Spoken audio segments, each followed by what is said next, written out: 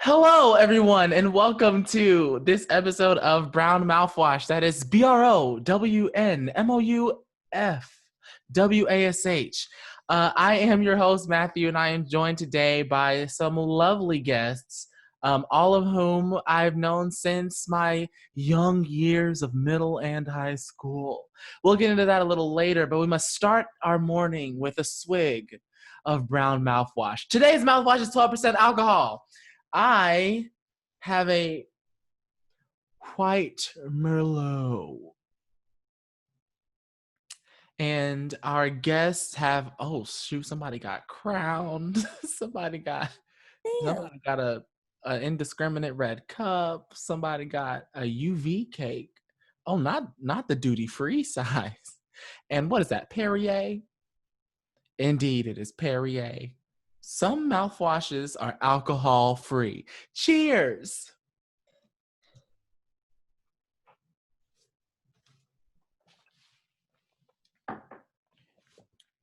Woo! Chile and a half. It was good. It was warm.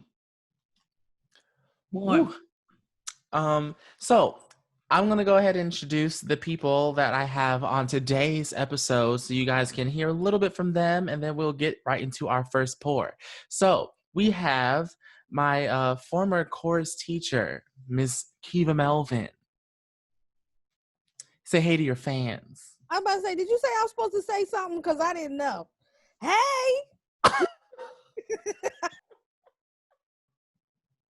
Ooh, we starting early. Next, we have Erin Figgins.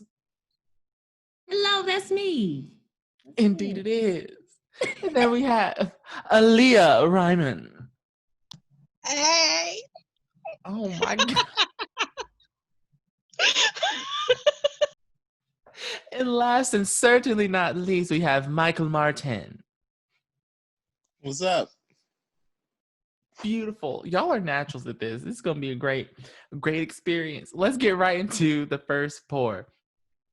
So, if you guys have not caught on by now, the first pour is where we talk about current events and relevant issues that are happening in our everyday lives. Today, we're going to take a break from all of the boring political hoopla that we usually talk about and get into the I Love New York Reunited special that was on VH1 the other night.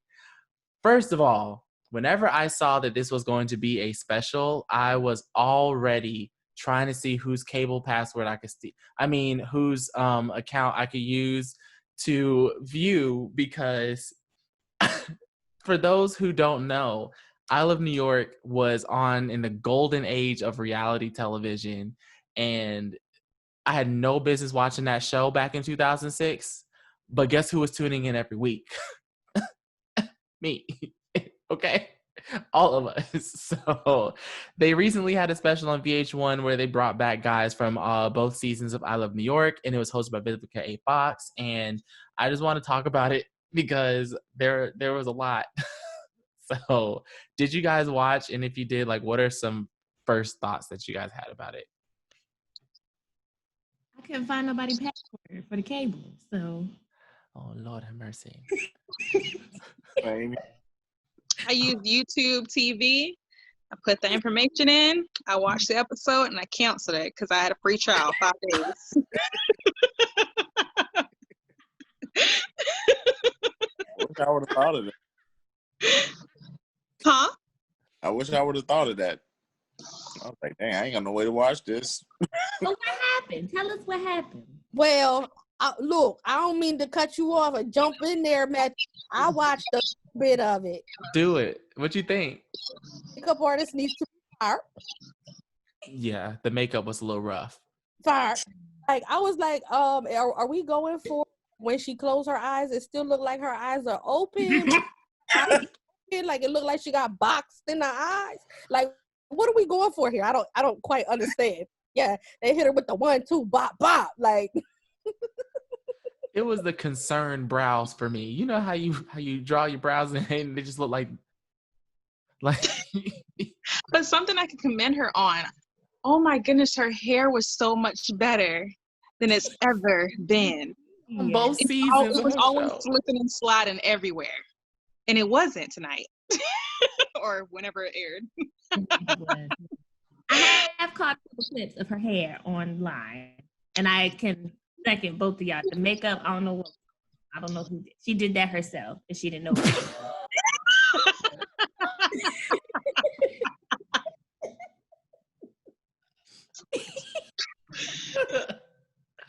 Yeah, the makeup was questionable. But I think overall, I mean, she looked okay. But it was just interesting seeing like all the, or at least some of the different guys that were on from different seasons and bringing them back out. And I thought some of them are kind of like how their normal reality shows are, where they're just up there, you ask some empty questions and then they leave. But I know that like Tango was up there, who was the first winner from season 1, and they had some weird drama because he dumped her on the reunion show like back in the day.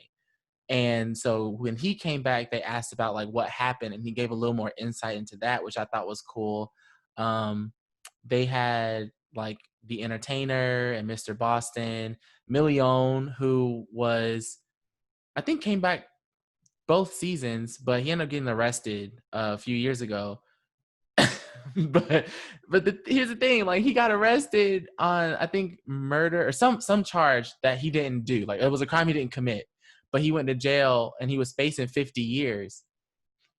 Yeah. So it's like big, like that's huge mongoloid. Like that's not like, oh, you accidentally went in the store and stole a pack of gum. That's like, what?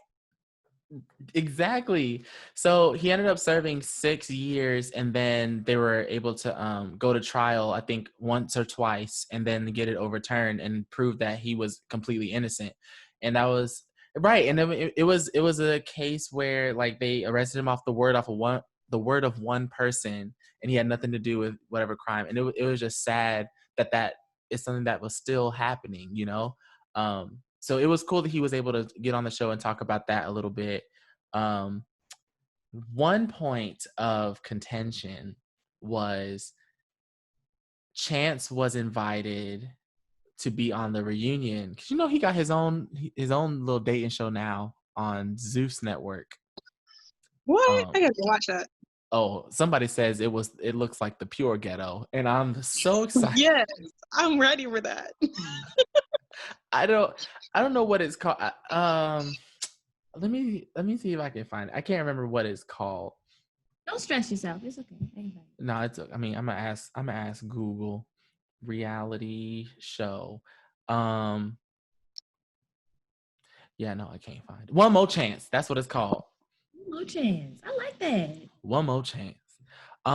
Yeah, somebody says it looks like the pure ghetto, unfiltered.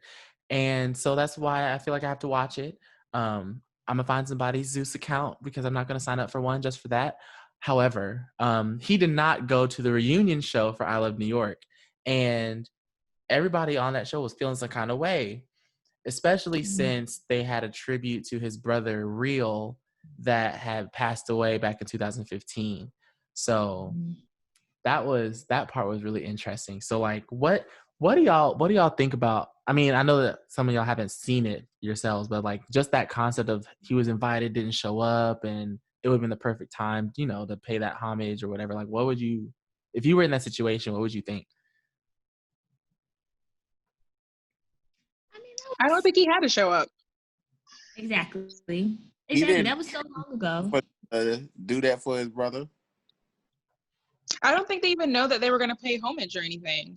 Like, I mean, I think it was a given. Like the brother was on the show too, you know, and she had feelings for him too. So it was kind of like that they would do something for whoever it was that passed away. I ain't even going to lie, because my brain said that Chance passed away, and then I saw him and I was like, wait, I'm confused. And then I realized it was the other one, and I'm like, I'm sorry. I'm sorry. Maybe. However, so I'm like, he probably was like, yo, I already did that when we had the funeral.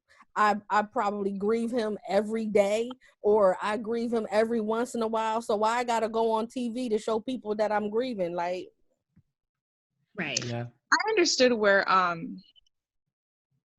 Oh, what is her name? New York. Yeah. I understood where she was coming from though, because she had said that she had seen Chance not too long ago, so she was expecting for him to come, and so she kind of felt stood up. I kind of understood that, like, if you had an issue, maybe you should have said something when I saw you, but also maybe he doesn't have an issue. Maybe he doesn't want to be on TV and relive something that happened over 10 years ago.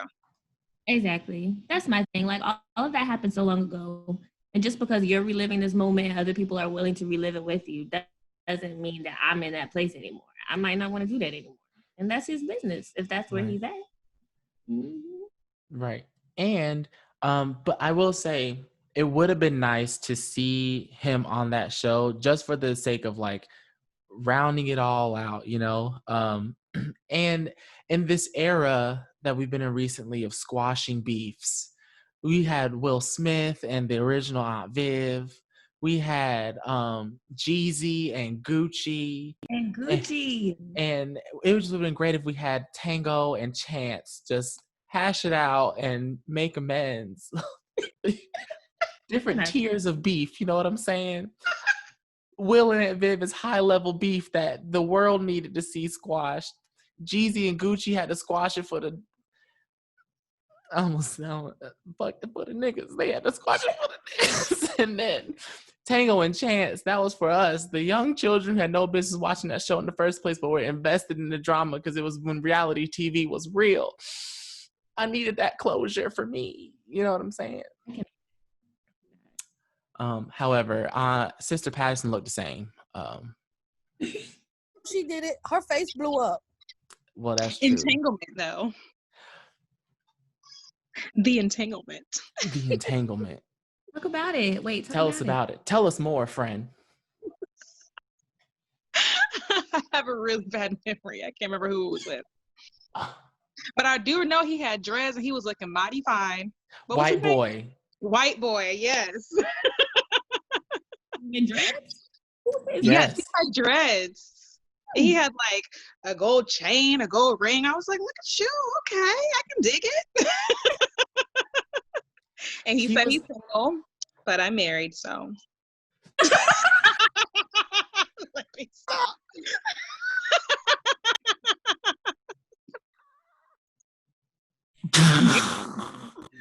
Okay. But definitely, they had entanglement, is what New York was saying. They had met after filming, and they had a picture of Sister Patterson sitting on his lap and everything. And she was like, "It's not like that." And I was just like, "But what is it? Sitting on his lap?" Right. How else could it really be? Why y'all meeting? Wasn't he for your daughter? Hey, okay, full disclosure. I was sitting here like, ain't Sister Patterson her mama? I was trying to make sure I was on the same page. So her mother was in the sheets with one of her men's. Allegedly. Allegedly. Wow. Okay, Sister Patterson. Got her groove back. Okay. But then she later goes to say, because Vivica was just like, what have you done, Sister Patterson? What gets you going? And she was just like, basically, the Lord Jesus. Having a relationship with the Lord Jesus. Okay. Let's talk to white boy. Let's see what he says. Right. And then she's like, maybe that's what I'm missing then. Maybe that's what I'm missing. And we're like, okay. I just feel like Jesus be tired sometimes of us bringing his name in a mess that ain't got nothing to do with him. I was not even in this. He be up there like, really? Like, you don't even talk to me, Sister Patterson. Okay, like, we don't even commune, and this is what you want to do? Don't do that. But yeah, all in all, it was quite the interesting reunion, and I personally, even though it was trash, I enjoyed it thoroughly. You know, because I don't mean it like it was trash as in just trash, but trash is in the trash we expect and have grown to love and appreciate. You know what I'm saying? Woo. However, I do miss the good old days of the random fights. I will never forget whenever Boots ran through 5 security guards, 2 chairs, and a curtain to almost mollywop New York backstage at the Flavor of Love 2 reunion. We don't know where she came from, but she was track star gone. What a time to be alive. So to everyone in the Flavor of Love, I Love New York universe and franchise, we salute you for 1, putting these reality show hosts currently on the map, and 2, giving us iconic pieces of television that we had no business consuming in the first place. Hats off to you. Cheers to that.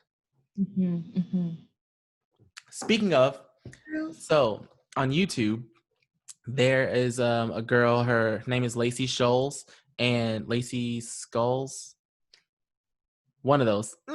And she was on Rock of Love, one of them seasons. And she has a podcast called The Talk of Love.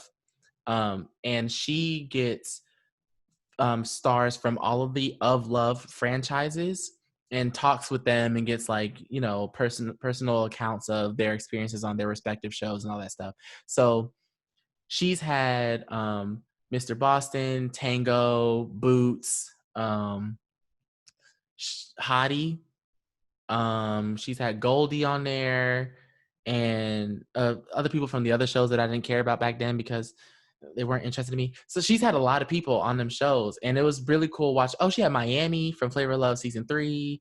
So she talks with all the people that we watched growing up, and it's cool to kind of hear their perspective from how they remember their experiences versus how we saw them on TV and like what happened ever since and all that stuff. So that's really cool. I love that all of the old things, but like the things that we kind of enjoyed back in the day 10 or so years ago are now trying to come back in different ways. It's just a great time to be alive. You know what I'm saying? Makes me feel old though. That like, but the fact that like the shows I was watching in middle and high school are doing reunions now, like, has it been long enough for that? It just makes me feel old. I don't know. It's crazy. Feels like it was yesterday. Mm-hmm. But it's been like 10 years. It was New York, that was 2007. That was 13 years ago. Thank you. I was 12. Wow. So I was in middle school. Mom, what were you letting me watch? They were old. They were old, and they just didn't have the energy to mind. I watched it with my parents.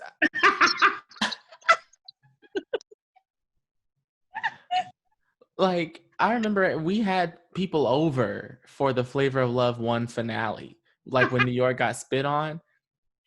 I remember when that episode aired, we had snacks. Like,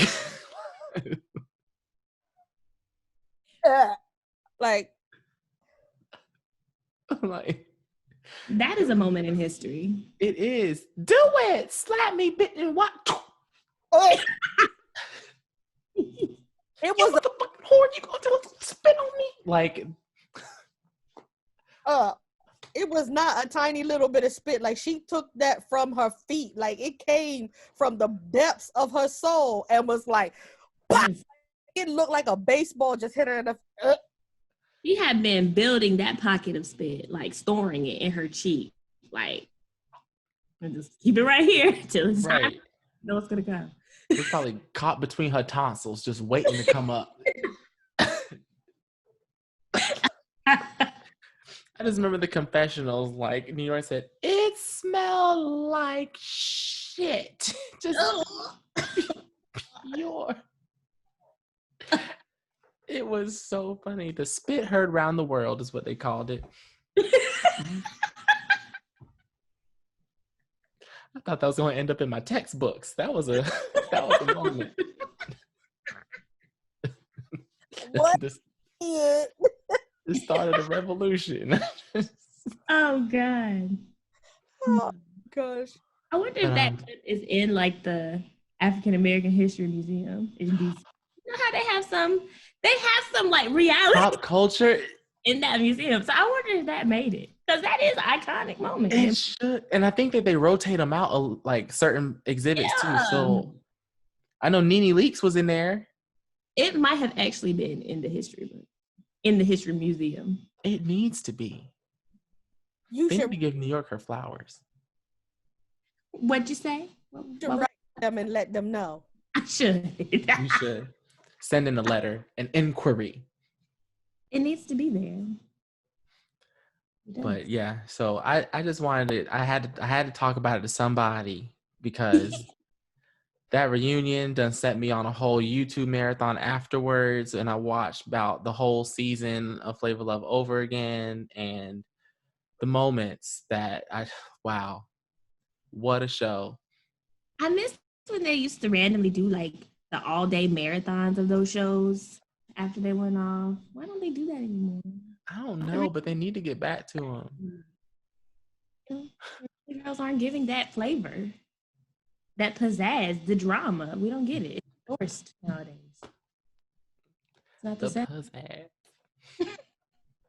And New York was just so perfect. Like, for reality TV, like, where do you find a personality like that?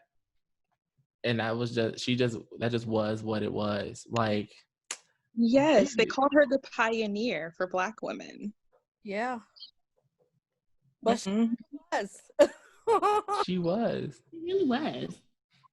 Between the memes and like the quotables, like, what other reality star has been so prolific? Beyonce? I mean,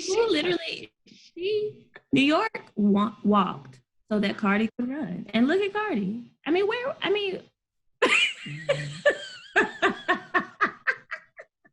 gonna just pick up the whole computer and throw the whole Erin away. I'm logging out. But am I wrong? Like, she set the stage for a Cardi to become a Cardi. And look at her. Not reality show Cardi. What was the reason? Are going to be looking up Erin's name. And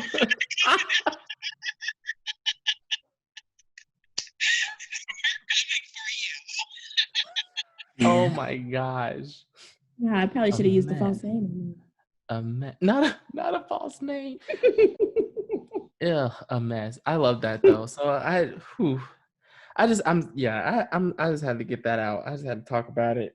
And since it was so recent, I just knew it was the perfect opportunity to do so on this here show. So thank you for joining me on this ride. I hope they keep doing these things. We need a Flavor of Love reunion. Yes, we do. Don't shake your head no, because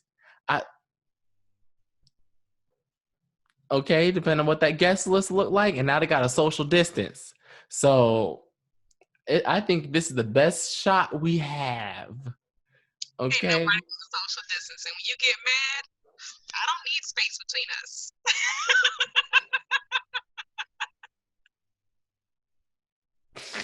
Yo, maybe that space would be too much space, because that space and opportunity. I think if that happened again and Boots in New York were in the same room, she could get her. I mean, them knees might not be the same because it's been 10, 12 years, but if she warm them up beforehand, she can get her Bengay. Okay. Rub it on. You can get there. But we can only hope. So we're going to move on. And our next segment is called The Swish. And the swish is whenever we just take a moment to just swish around and chat. So for you guys who don't know or may not be familiar, I touched on it at the beginning, but these beautiful guests that I have today, I've known now for 13-ish years. Wow. Got to have been longer than that. I think it has. I thought you paused. Let me read. Where is it? Now she thought I was lagging. I was thinking. No, 13, 14 years maybe. Okay, Because wait. what was that? Yeah. Okay. 6th grade, for me at least. Yeah. Yeah. Maybe 13, 14. Yeah. A long time. Anyhow, somebody was there a while back. And so I met everyone in middle school. We went to the same high school, and Miss Melvin was our chorus teacher. And at the time, she was fresh on the scene at the good old grade school building. And so we matriculated, if you will, through that course every single year. Like, we signed up faithfully every semester. Rid of y'all. Like, no matter how hard I tried, y'all was coming back. Yeah. Even after bad semesters where we told each other, I'm not coming back, we would be in the seat the very first day of class next semester. Yep. Like, you know that meme where that dude's on stage staring down Diddy? That's how it was. We were just like, Serious. Miss Melvin be like, I thought you said you won't coming back. And we said, well, Here I am. look at my schedule.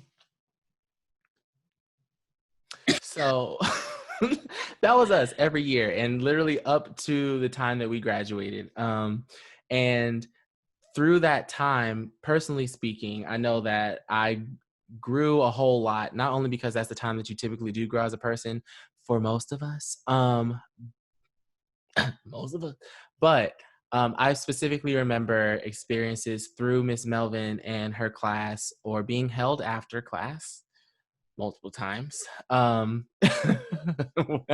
where we really got to grow together. So I wanted to bring that up and give that little overview, because the main topic today is about growth and the idea of the family you choose. I want to thank all of you guys for being a huge part of my development as an early young lad who needed it. But I think that over time, we can all agree that we became a kind of family through chorus and through our experiences together in that Forsaken school. So what do you guys think about the idea of choosing family, and what kinds of things come with that for you? It's heavy, so if you need a second to ponder, take that. I mean, I think it's beautiful. And I think that it's amazing that you all were able to do that in my classroom. I think that the fact that we are still here, I never thought, I literally never thought that I would care about any of my students past graduation. And here you all are. And I am 1000% here for it. Remember when y'all started Keva's Babies? And y'all was, with Keva's Babies? Keva's Babies? And I was like, don't do that. Like, why? And now when I talk to people, I'm like, so there was this time when I was teaching, I did it for 5 years, yes. And there were these kids, and you know what? They really were my babies. And even though there were times when I was like, I really don't want to keep this connection with some people, because I didn't want to hurt you. Like, truthfully, I did not want to stifle you. I only wanted all of you to be the phenomenal people that you are. And so if there was anything that I could have done that would have been to your detriment, I didn't want to have to hold on to that, but I also, we definitely made such a huge connection with each other, and I am thankful for that. And so even though you're saying that you grew, I am telling you that I grew too. Like, immensely. Not the freaky. And like a lot of what? Oh, sorry. Keep going. Oh, yeah. You don't understand how that time in the classroom with each of you was a developmental time for me as well. And I can say that it only prepared me for the place that I am in now. And so I hope that your time in my classroom was similar for you. So I remember you tried to cut us off, and I had to write you a letter. and I think the letter made me cry. I don't even like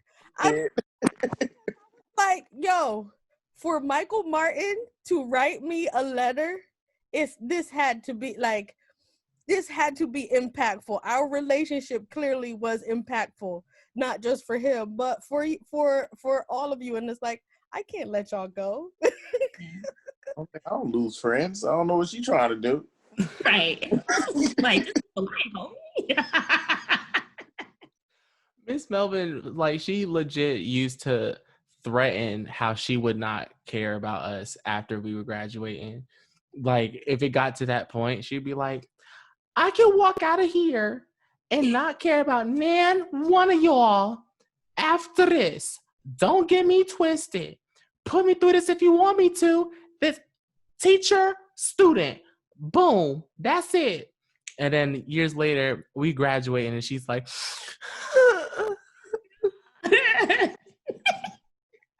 crying and snotting and stuff. I cried so hard at Matthew's graduation.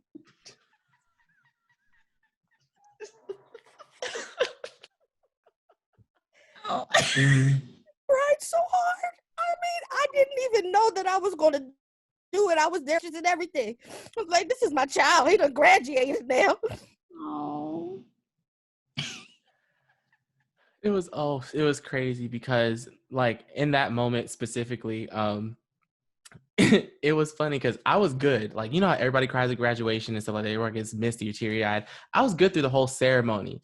And then as we were walking down, Miss Melvin was the first person that I had passed. And she's standing there with tears and I'm like, oh, here we go. So like, we're both just a mess.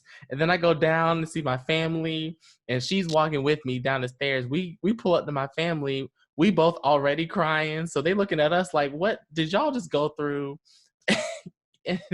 So it was crazy because I think back like freshman year, Woo Chile.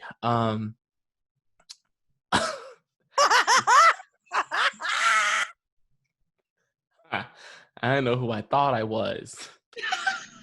And neither did Miss Melvin because she told me 4 times. Ladies and gentlemen, in the span of 1 semester, I was held behind class 4 times. Quarterly. I was held back more times than we got progress reports. It was for professional development. It was professional development purposes. It was something because when I tell you, I got cussed down. Without words, don't play. I don't think I said any. Did I say cuss? I don't think I said any cuss words now. By the 4th one, you let a couple of them go. Right, because that one, I think that's the only one I remember too.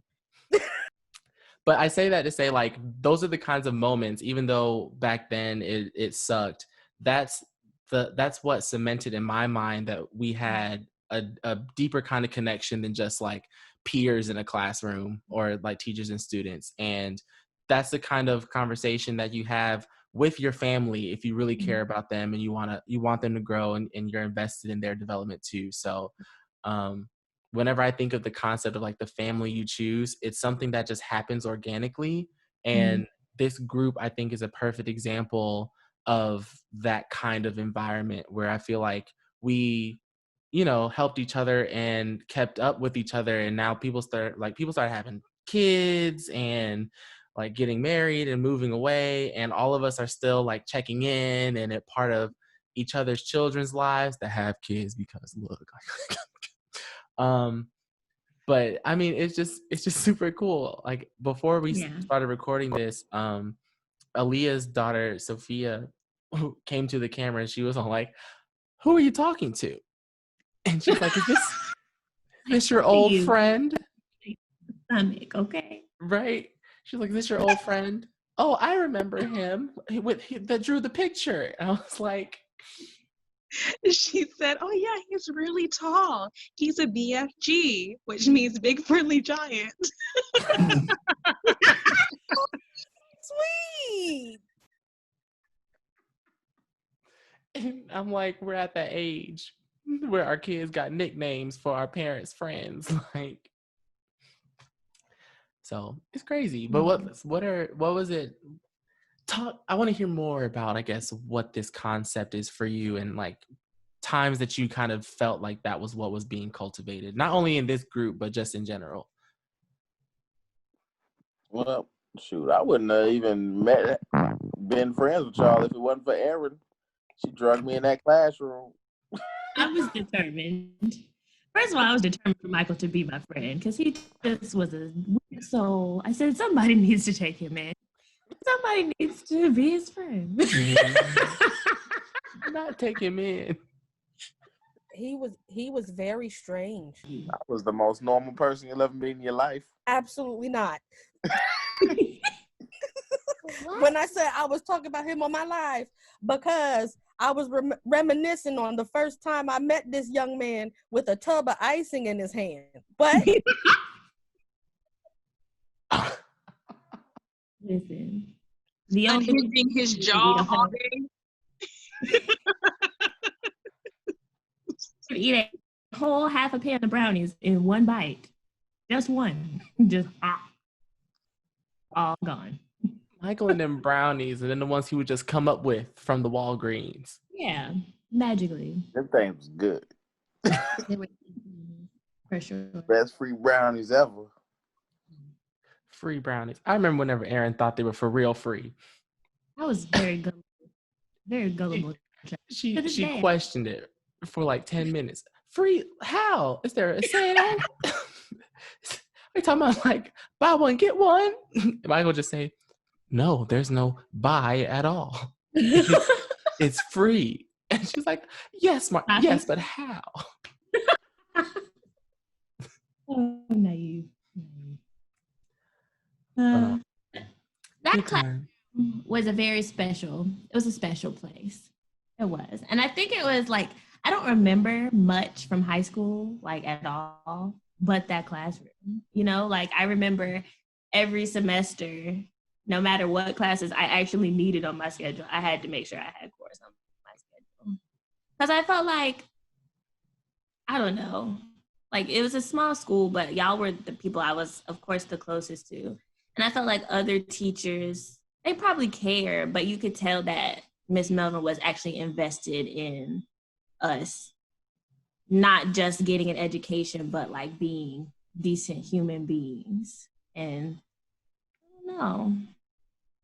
I don't know. I wouldn't say that we necessarily like chose each other either. It just, like you were saying, it just happened so organically that like it was just natural. It wasn't forced at all. Yeah, I just felt like safe in that classroom, and I felt like people understood me and cared for me, and everything else was just going through the motion. But once I got in chorus, I was just like, I could breathe.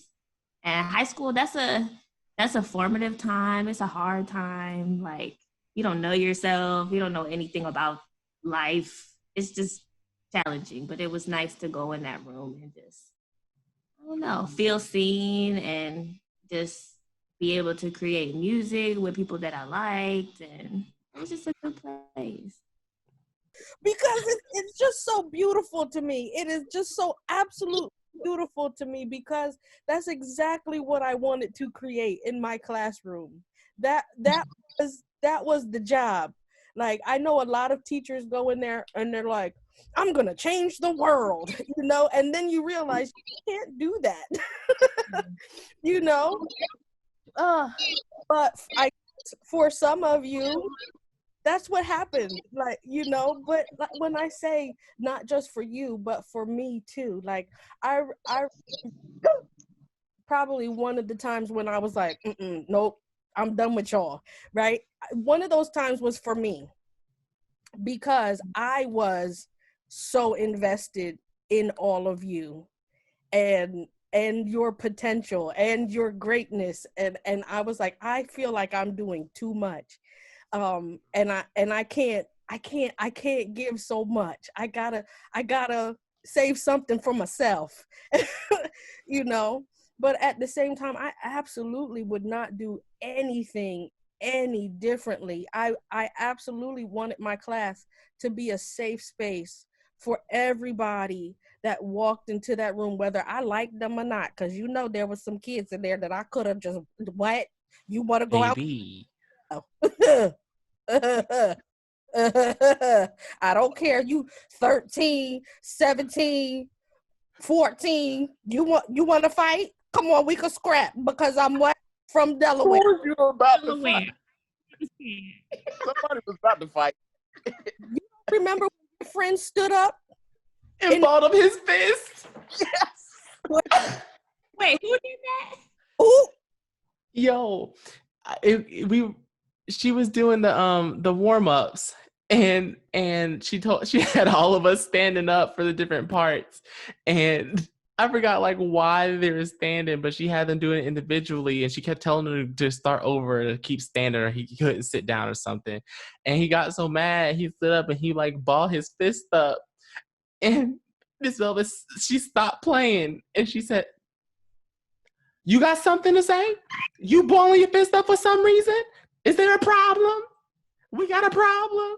And so he balled up his fist. So Michael Martin sat there. He said, he balled up his too. He was like, everybody on that side of the room was ready to go. And I was so confused. We just running scales. It's just do re mi. that's for some sales. She just told you to sing. Like, that's it. We're in chorus. And you want to fight me down, all 5 foot of me, and you about 6'3". Let's go. Let's go. Cause what? Don't back down for nothing. And then I would have been sitting right in the principal's office like, yup, sure did. There are just so many moments from that class that I can't explain.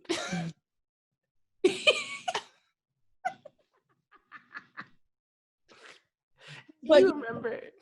even the ones that I didn't like, I wanted it to still be a safe space for them to be able to, when they walked in, remember I told y'all, whatever your problems are, leave them at the door.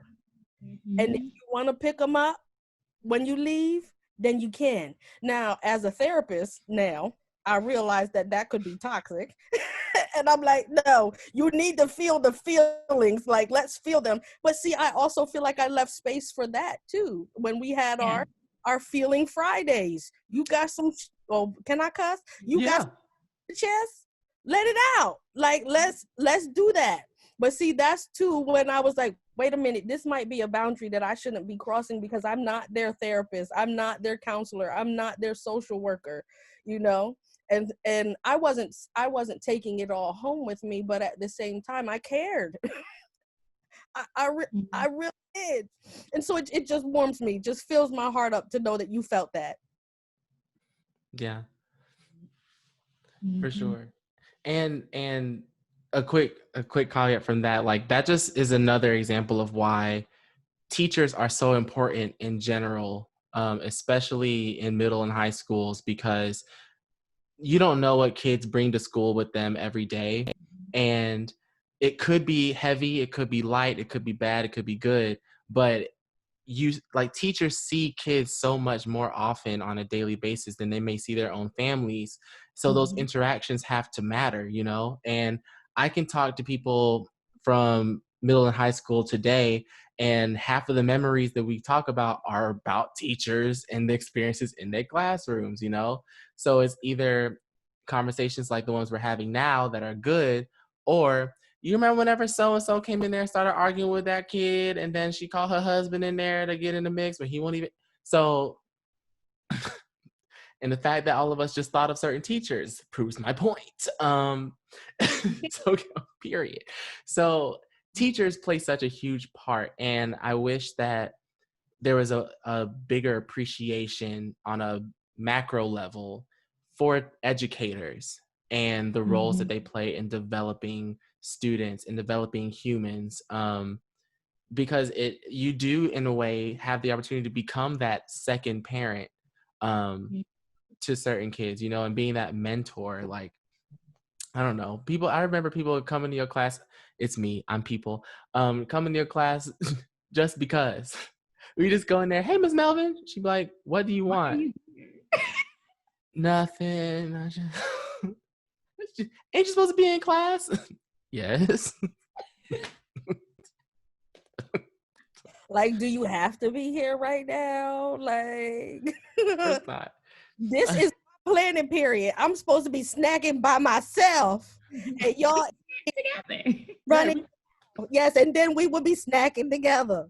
Yeah, I got snacks. Wow. But really, one of you said it earlier today, where it was like, we almost didn't have to choose. Like, it's one of those things where I feel like we were so drawn to each other that we really didn't have a choice of whether we were going to remain friends or not.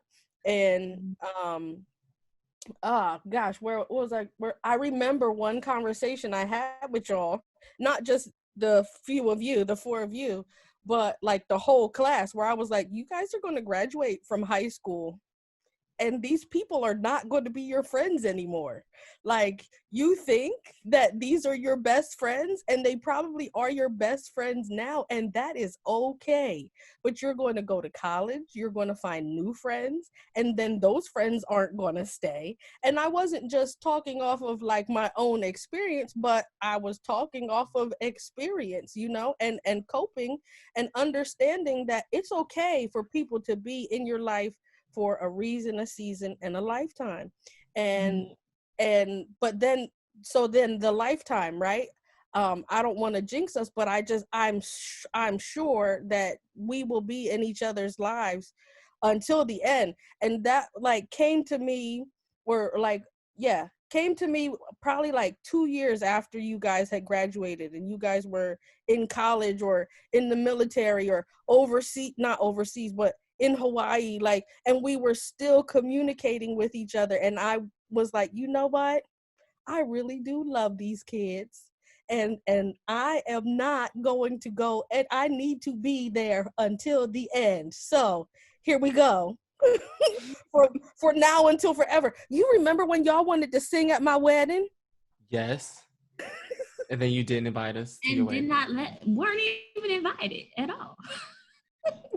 Like, we wanted to sing at your wedding, then you came back married. Yeah. So then I tried to name your first child to make up for that, Eford, and that is not your child's name.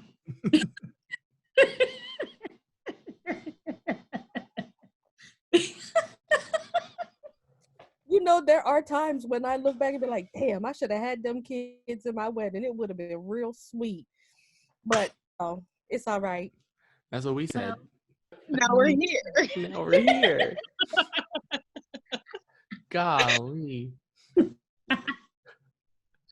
I think being in the military, being a spouse of someone in the military, I have to find a new family every single place I go. But it's nice to have a constant like you guys, because now that I'm away from Hawaii, I barely talk to that family that I made there, because they're now PCS and everybody's stressing out when you PCS. And I'm trying to figure out where I belong here. And it's just like the people that I found here when I first moved here, now they're gone. And now they're trying to figure out where they're doing. And I'm just like, I'm here whenever you need me. So it's nice to have like a constant where someone will always check in on you and be a family from high school. Because I'm thinking back, I barely talked to anybody from middle high school, like anybody. But I'm just like, I could always sit up this little group chat like, hey, yeah, what y'all doing? And I know someone will answer me back in a timely manner. Somebody always waiting for that message to pop up. Ooh.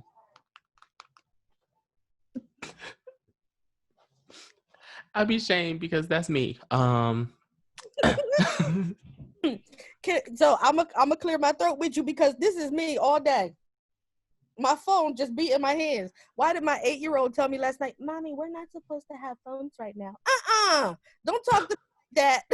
I do what I want. I'm grown.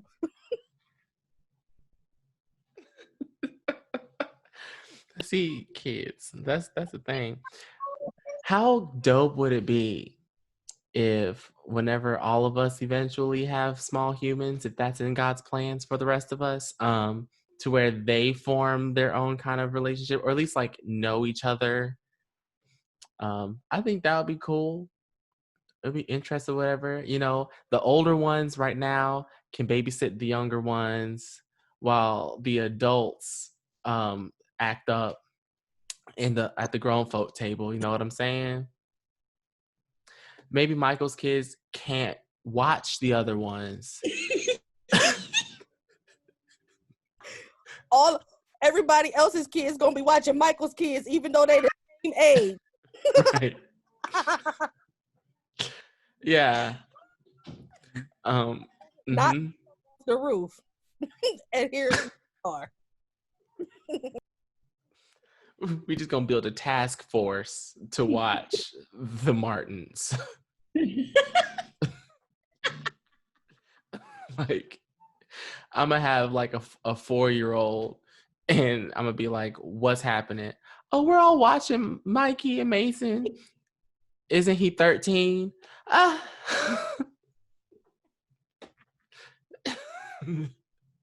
But he's on the roof, Dad. Like, we all gotta watch. What?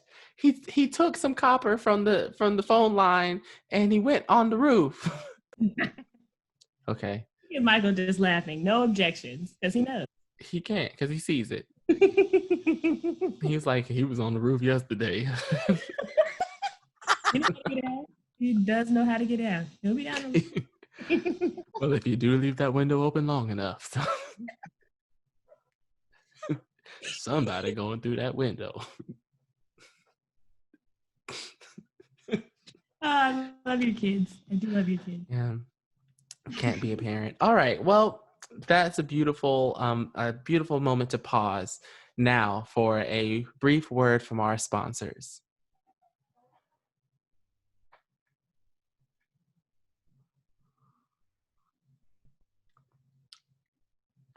If you would like to be a sponsor of the Brown Mouthwash podcast, then you can email us at brownmouthwash@gmail.com.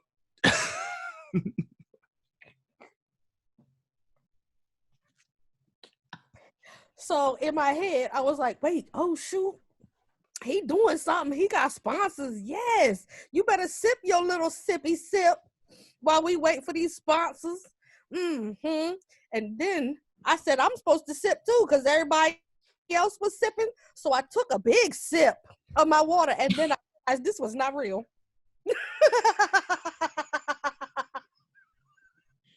Oh, about choked. Almost choked as soon as he said that. So now we're going to go into the next segment, and that is called The Gargle. And The Gargle is whenever we address advice or take Q&A from the listeners. If you have any, for those listening, if you have anything that you want advice on, or if you have any listener letters to send in, you can email them to brownmouthwash@gmail.com or DM us at brownmouthwashpod on Instagram or Facebook. But since y'all are ignorant and didn't do none of that, I have a question for our illustrious panel today.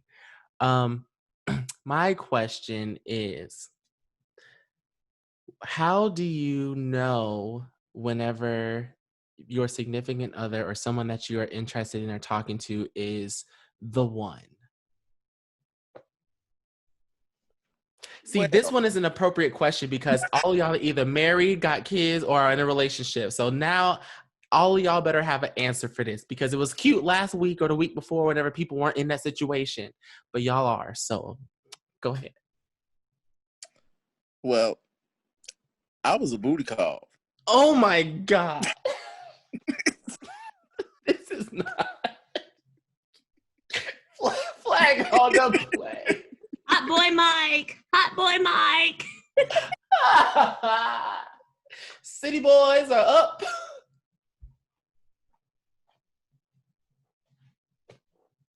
Wait, was that it? Is that the end? It just worked out like that. And here we are. 3 kids. Wait, so and I'm married. how did you know y'all had elevated from the level of you being a booty call to you being her husband? How did you know? I don't really know. I was just like, I like this.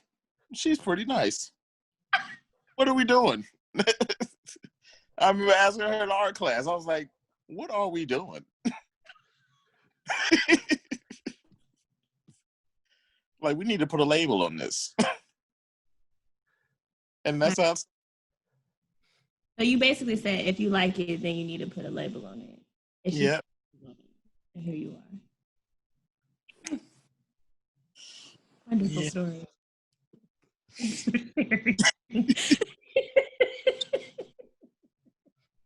Insightful.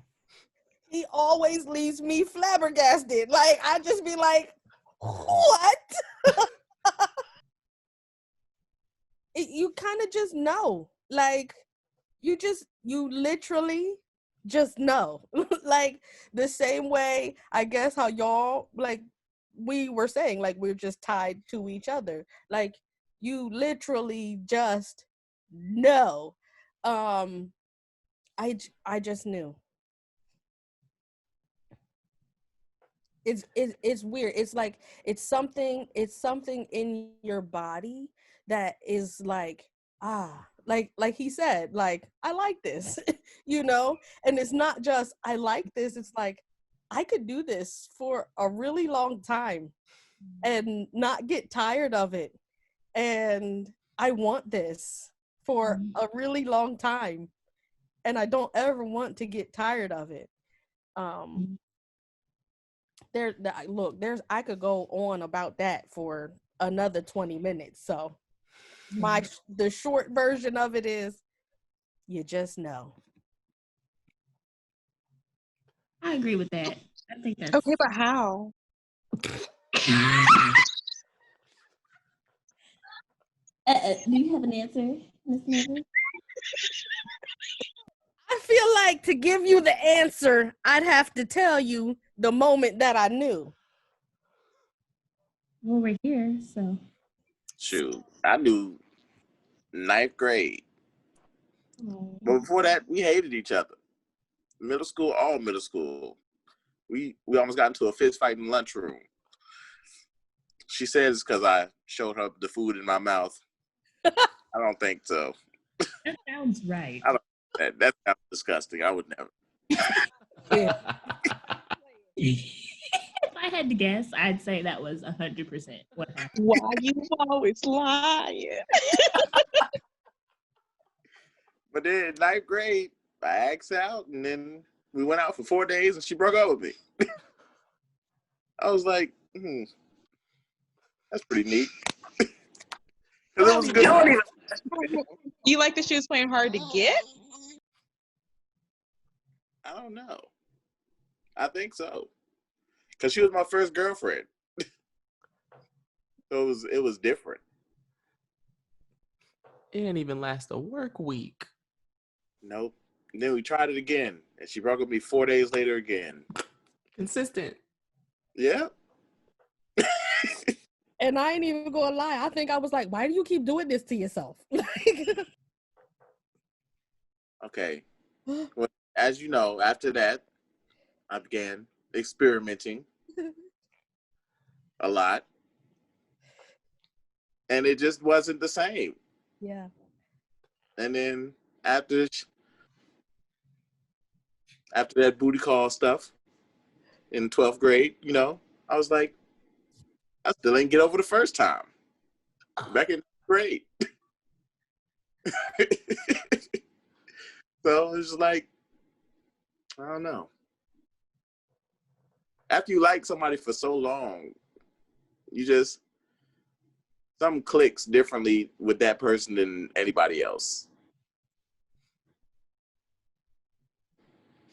And I can't get away from it. Not you can't escape. Not that he's tried. He hasn't tried. He's happy where he is. It sounds You know, like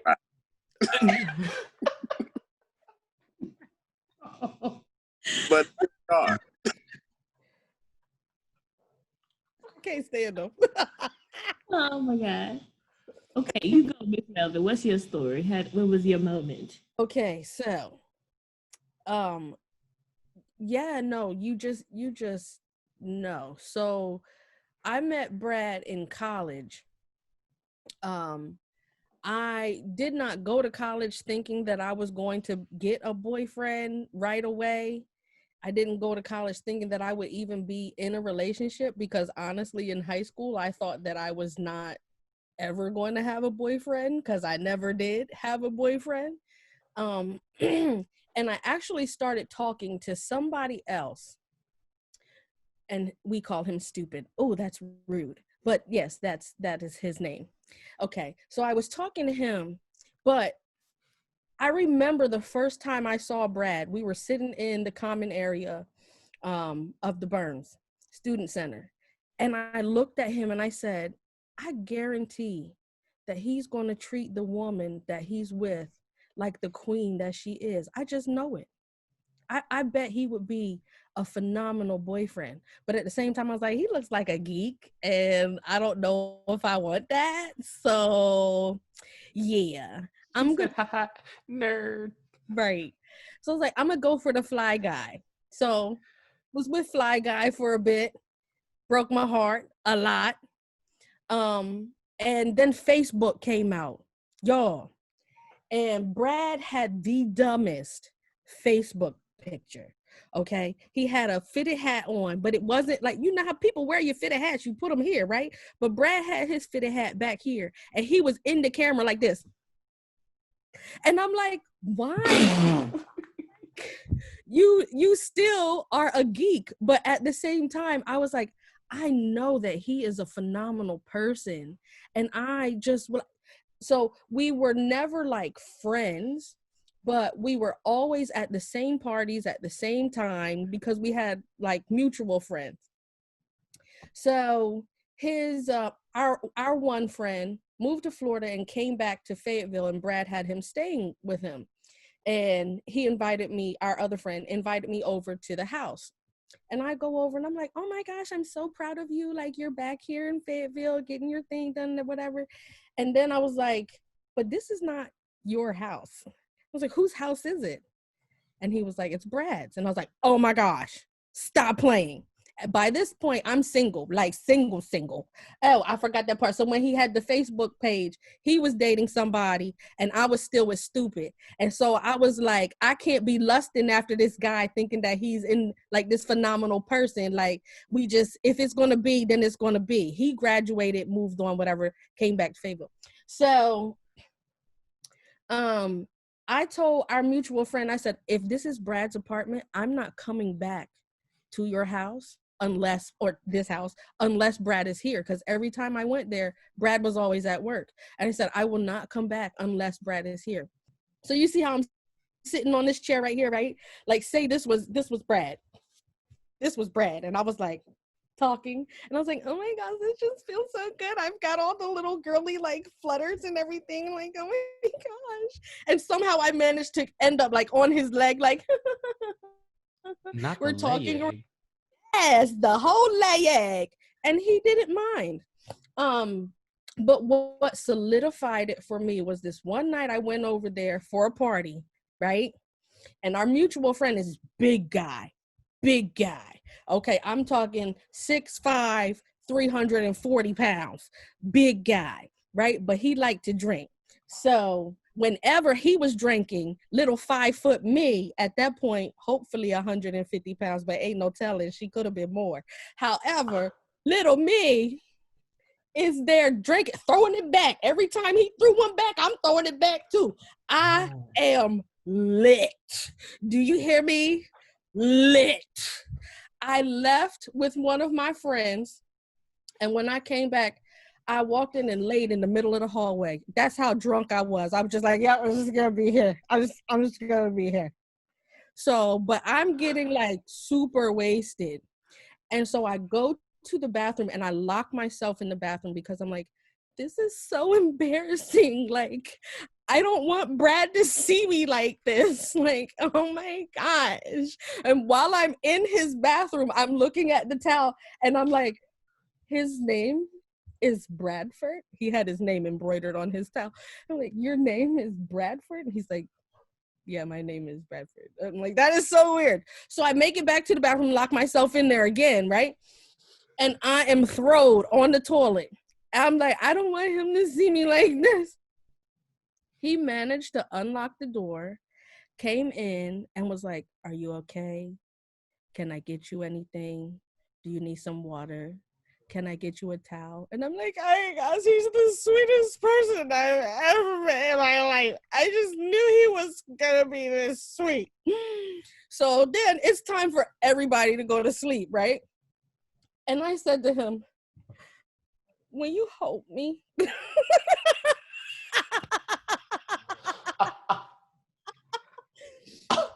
And he said yes. And we laid on the floor in his apartment and he held me. And in that moment, I said, this is it. I don't want anybody else to hold me. This is my person. And soon after that, we started dating. And soon after that, I was like, yo, I love this guy. But I'm like, it's entirely too soon for me to say, because we were like 2-3 months in. And I'm like, I can't say that I love you. I'm not going to be the first one. But at the same time, I was like, I love you. And then that's it. That's it. You just know. I'm so alone.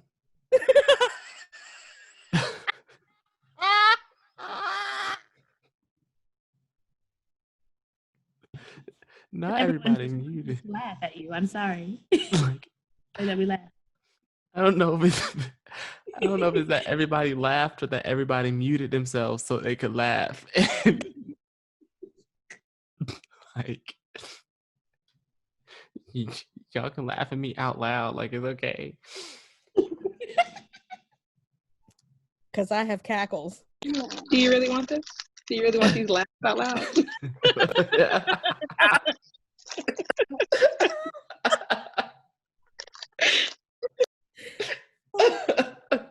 We're not alone. Your sister's there with you.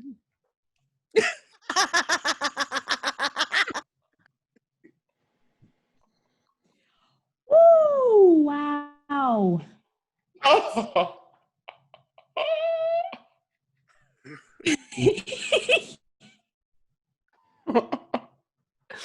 Damn. Erin, you got a story. Aleia, baby. She should. Go. Shoot. You said She was. what?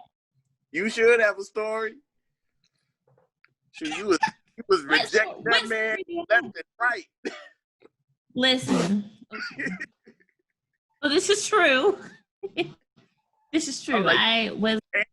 Just get a nigga a chance. You know what?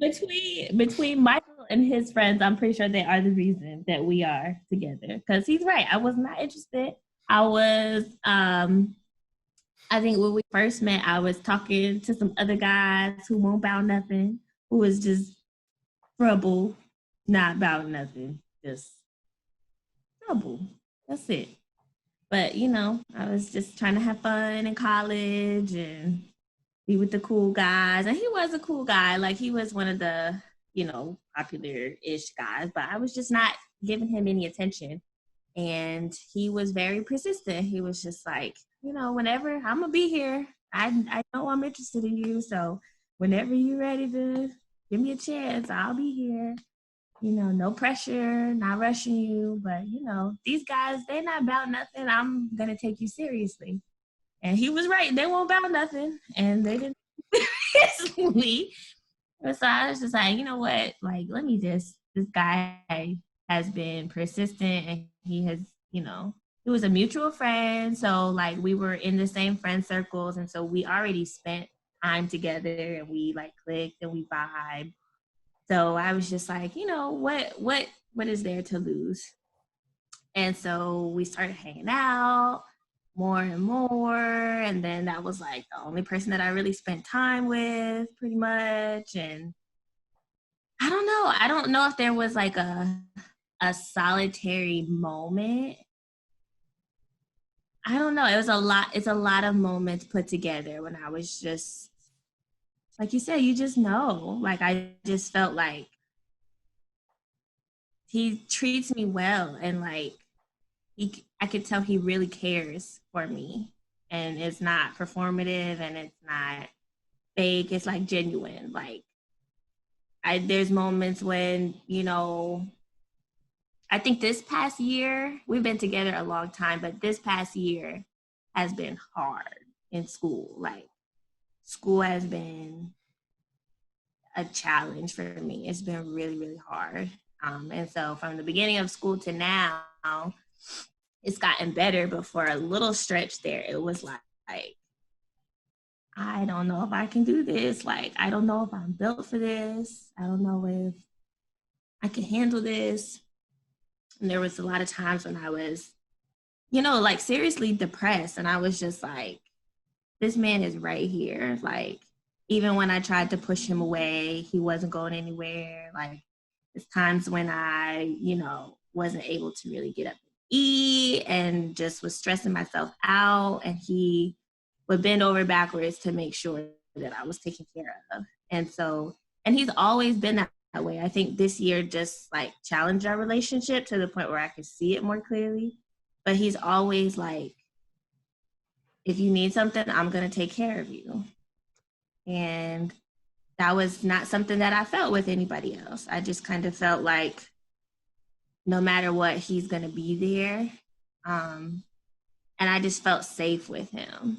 Like, I just feel, I always told myself I would never be with anybody like my dad. but the older I get, the more I really appreciate, like, my dad. He's a good guy, and like he took care of us.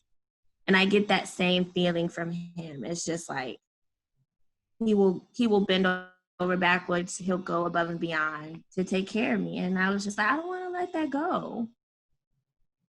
And he just feels safe. And I love the way he treats his mother. Like, you can tell that like his family just, I don't know. He's just a good person. Like, he's a gentle soul. And like, even when we argue, like, he challenges me to not go over the edge and not be angry, because he's just like, let's just talk and let's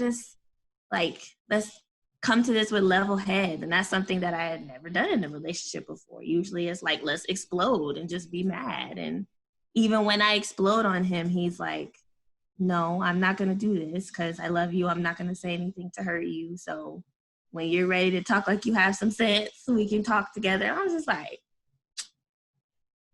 I don't like that. But then after you get out, I'm like, argue with me. Like, I'm here. I get hyped back. But then once you sit down, it's just like, he's right, and that has something that has challenged me. So I feel like he challenges me to grow, and like he always prioritizes me, supports me. I feel like just knowing that, even things were easy in college when everything was good, no challenges, but even when things have gotten rough, he's still been there. And I know that no matter what, I can get through anything with him by my side. So that's how I know. Yeah. That's my boo. Yeah. I hear you. Such a nice story. Yeah. Lonely as fuck. That is just such a great experience. Y'all are fantastic. Love, love, love, love me.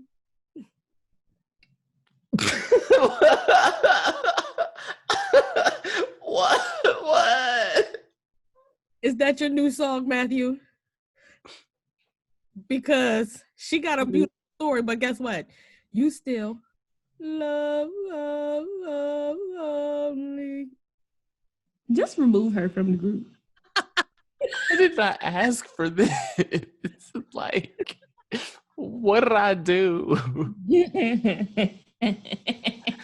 We gonna move on. Erin said remove Melvin from the group, but Erin has been throwing shade this entire time.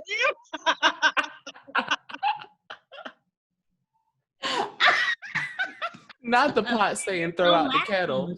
You're so loud, Aleia. You won't be lonely for long though, boo. You won't.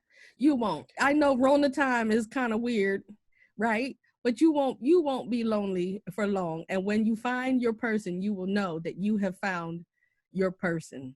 And I concur with everything that Erin has said, because I've gone through that in my relationship too, where I'm like, we arguing.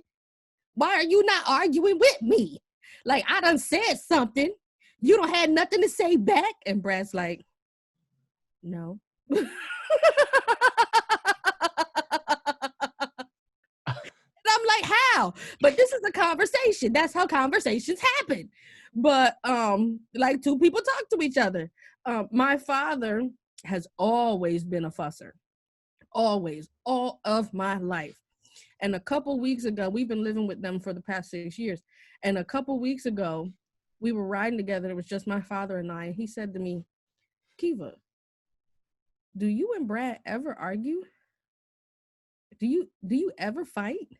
And I was like, no. And he was like, why not? So, because we talk to each other. Like, we communicate with each other. I let him know, Brad, I'm not happy with you right now. I don't like what you say. I don't like what you did. Da da da da da. And Brad will be like, okay. And that sometimes is like the whole conversation, you know. And it doesn't have to go further than that. But then there are times when he's like, yeah, Keva, that was stupid. Yeah. and it's just simple as that. Keva, that was stupid. And okay, I heard you. I feel you. I got you. And we moving on. We don't have to argue. I feel like if if you are in a relationship where you're consistently arguing all the time and you don't have the opportunity to communicate with the other person, just like have a conversation with the other person about the discrepancies, then there's a lack of trust, there's a lack of respect, and that's not the relationship that you need to be in. But then I also know that there are times when we are in the relationships that we're in and we do argue with each other, but that's when we have to take a step back and say, okay, wait a minute. What am I bringing to this conversation? What am I bringing to this argument? And how am I responding in this argument? And how can I change how I respond in this argument? Because in any way you look at it, you can't control how the other person is going to respond. You can only control how you are responding. So, and I think that's a key component to having a successful relationship. For sure. Wow, I really appreciate you guys' perspectives on this. This was obviously a question that I came up with myself, but hearing you guys' responses and the different kinds of relationships that you all are in and the way that they came to be is definitely inspiring and gives me hope for my eventual future. But until then, we're gonna go ahead and keep moving. Our next segment is called the spit, and the spit is for us to, if you have any like random thoughts or just like hits blunt like moments that you just gotta just spit out. That this is the time to just get those out. So if anybody has anything, now's the time to spit it out.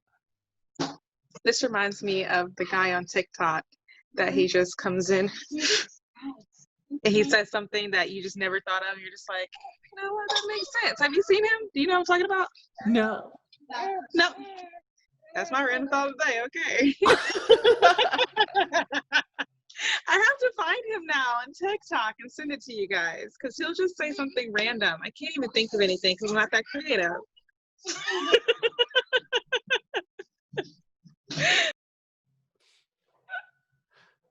Did you guys know that penguins are typically sorry. Penguins are typically like 3 to 4 feet tall. 3 to. Yeah, adult penguins are like 3 to 4 feet tall. Them bitches tall, low key. Oh, that's like a child. They're like my height.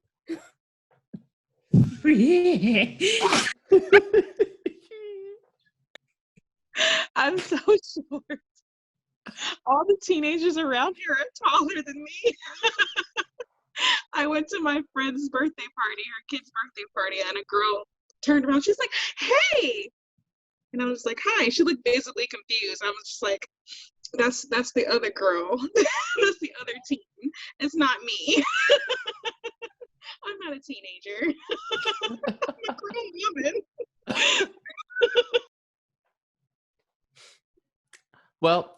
Well, we reached the last segment of the show, and this is the burn.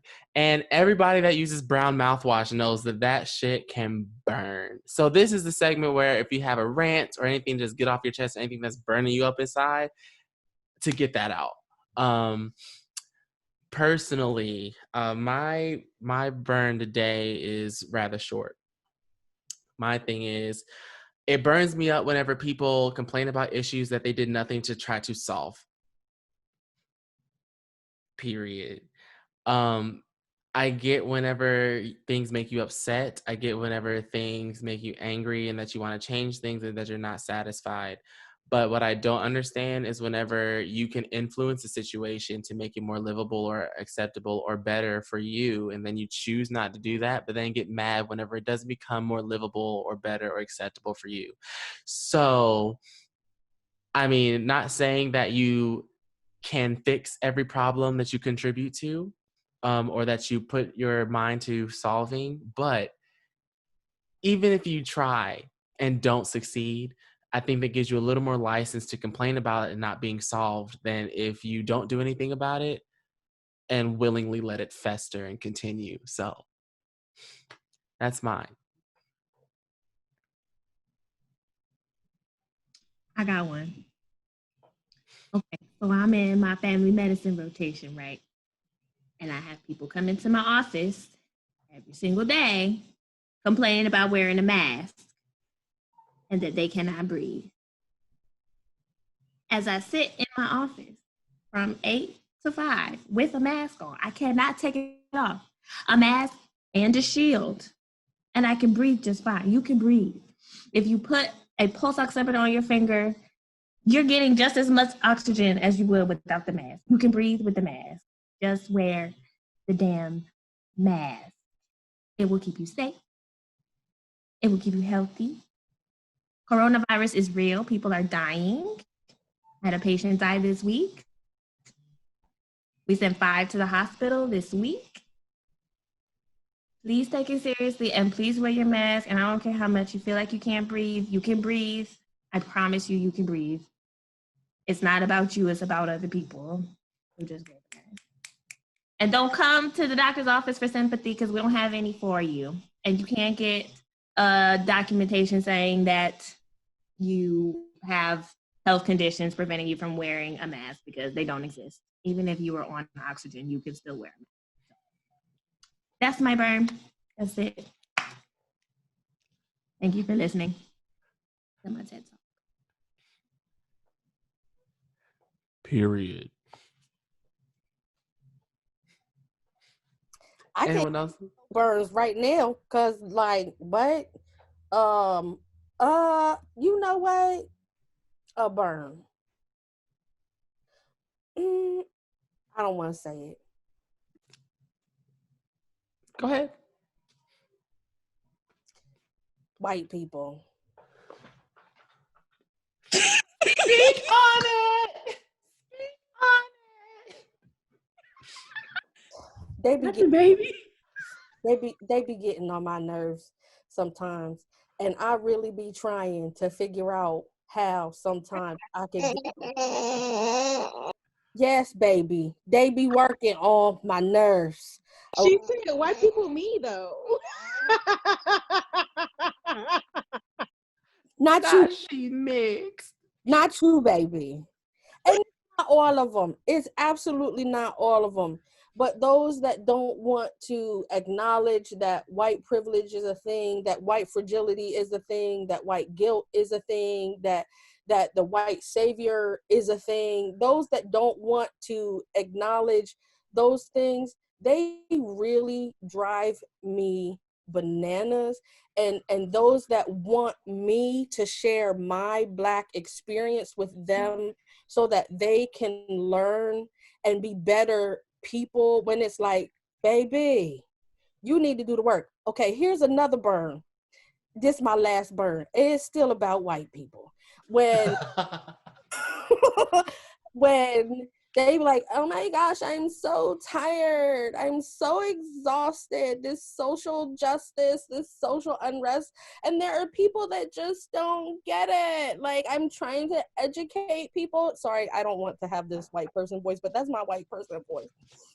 There are people that just don't get it, and I try to explain it to them, and I'm like, yo, you're fucking rude. Like, you're a hateful person. And I'm like, yeah, so how about you're explaining the last 33 years of my 35 years of life? Not even that. Can I just say all of my 35 years? Because there were microaggressions against me even as a baby on so many different levels. And now all of a sudden you're tired, sis? Girl, your friend, your Black friend, you think you know your Black friend is over exhausted. Okay? She is over tired. And at this moment in time, I don't have the energy. And so, you want to learn something? Here's a book. Okay? And it's not, I don't even have to, I'm not even going to tell you which books to read, because all of a sudden, wait, this is a burn within a burn. All of a sudden, Kindle, Audible, Goodreads, all of a sudden, they want to have all the reading recommendations about this is the Black experience. Okay. And you want me to believe it because it's coming from your white author? Girl, bye.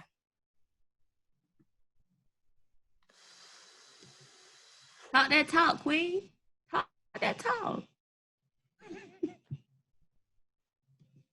The end. Everything. Woo Chile. Dropped. And on that note,